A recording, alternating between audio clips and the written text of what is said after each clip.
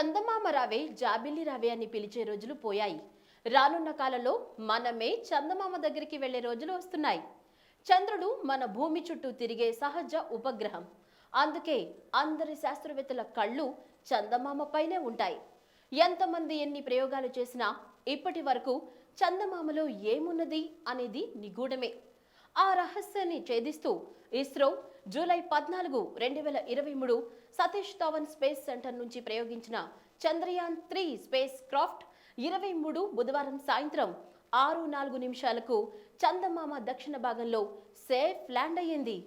ఈ విషయం ISRO chairman S Somnath ప్రకటించారు. దీంతో ఇస్రో శాస్త్రవేత్తల ఆనందానికి అవధులు లేవు. కొన్ని సంవత్సరాలుగా వారు పడిన కష్టానికి ఫలితం దక్కింది. యావత్ ప్రపంచం చంద్రయాన్ విజయం చూస్తున్న వేళ మేరా భారత్ మహాన్ అంటూ భారతదేశం అంతా నినాదాలతో దద్దరిల్లింది. 23 ఆగస్టు 2023 తేదీని మన దేశంలో ప్రతి ఒక్కరూ మర్చిపోలేనిదిగా చరిత్రలో నిలిచిపోయింది. సుదీర్ఘకాలం ఇస్రో శాస్త్రవేత్తలు కష్టపడిగా వచ్చిన ఫలితం ఇది. చంద్రయాన్-3 ప్రయోగించిన జూలై 14, 2023 నుంచి చందమామపై కాలు పెట్టిన ఆగస్టు 23, 2023 వరకు తన ప్రయాణం ఎలా సాగిందో చూద్దాం. నేను Shanti. Welcome to Deeksha media.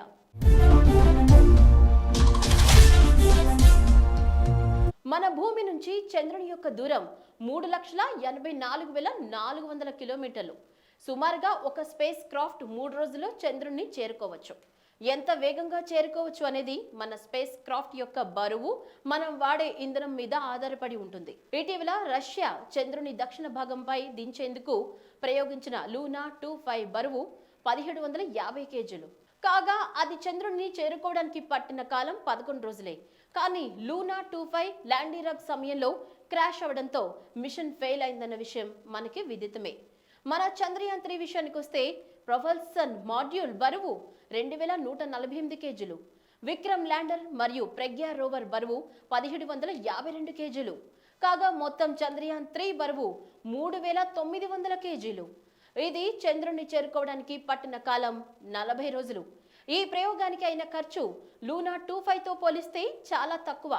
Luna 25 ప్రయోగ ఖర్చు 1600 కోట్లయితే చంద్రయాన్-3కి అయిన ఖర్చు కేవలం సుమారు 650 కోట్లు. ఇంత తక్కువ ఖర్చుతో ఇంత అద్భుతం సృష్టించడం మన ఇస్రో శాస్త్రవేత్తలకే సాధ్యం. చంద్రయాన్-3 లాంచ్ అయిన తర్వాత భూమి కక్షలో 5 సార్లు తిరిగింది. అంటే భూమి గురుత్వాకర్షణ శక్తి వల్ల సుమారు 16 రోజుల పాటు భూమి చుట్టూనే తిరిగింది. ఎప్పుడైతే చంద్రయాన్-3కి భూమి గురుత్వాకర్షణ శక్తిని అధిగమించడానికి కావలసిన వేగం వచ్చిందో అప్పుడు భూమి యొక్క గ్రావిటీ నుంచి తప్పుకొని ఆగస్టు 5, 2023న చంద్రుని కక్షలోకి చేరుకుంది.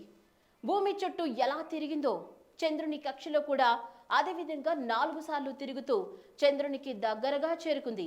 చివరకు ఆగస్టు 17, 2023 తేదీన ప్రపోషన్ మాడ్యూల్ నుంచి విక్రమ్ ల్యాండర్ విడిపోయి సేఫ్ ల్యాండింగ్ కోసం అనువైన ప్రదేశం కోసం వెతుకుతూ చివరకు ఆగస్టు 23, 2023 సాయంత్రం 6:04 విక్రమ్ ల్యాండర్ ఇప్పటి వరకు ఎవరు చూడని చంద్రుని దక్షిణ భాగంలో ల్యాండ్ అయ్యింది.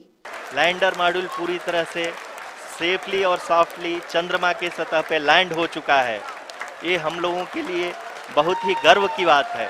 हिंदी में एक कहावत है कि चंदा मामा दूर के, लेकिन अब हम ये कह सकते हैं कि चंदा मामा अपने घर के।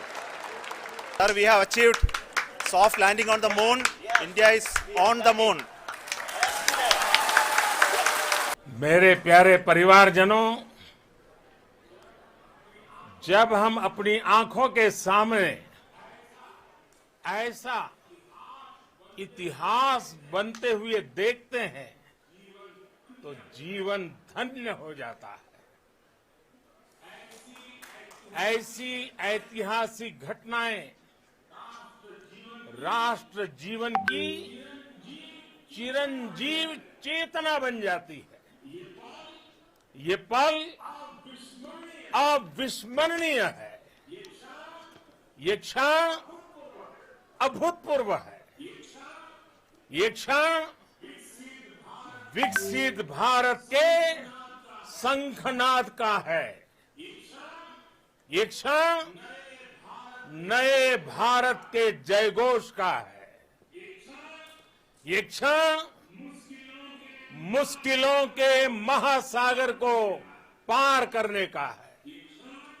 ये क्षण जीत के चंद्र पथ पर चलने का है। ये क्षण 140 करोड़ धड़कनों के सामर्थ्य का है। ये क्षण भारत में नई ऊर्जा, नया विश्वास, नई चेतना का है। ये क्षण भारत के उदयमान भाग्य के आह्वान का है।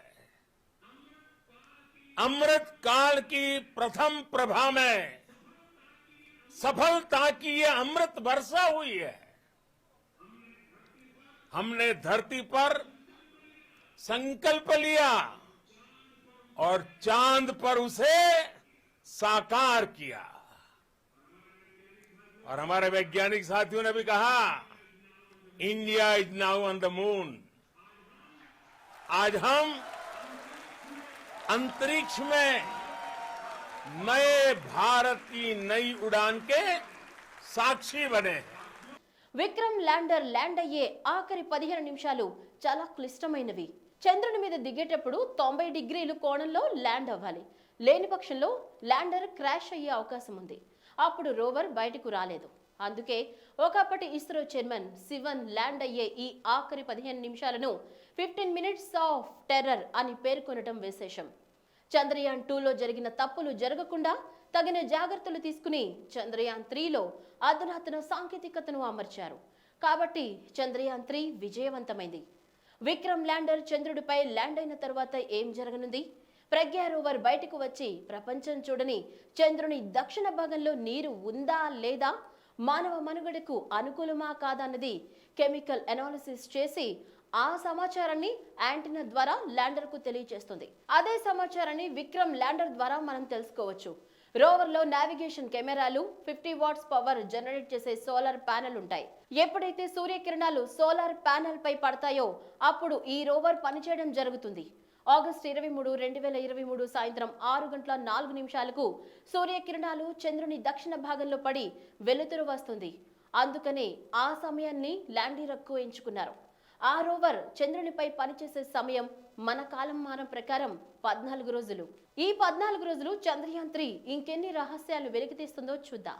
ఈ వీడియో కనుక మీకు నచ్చినట్లయితే సబ్స్క్రైబ్ చేయండి, లైక్ చేయండి, షేర్ చేయండి. మరిన్ని అప్డేట్స్ కోసం బెల్ ఐకాన్ని క్లిక్ చేయండి.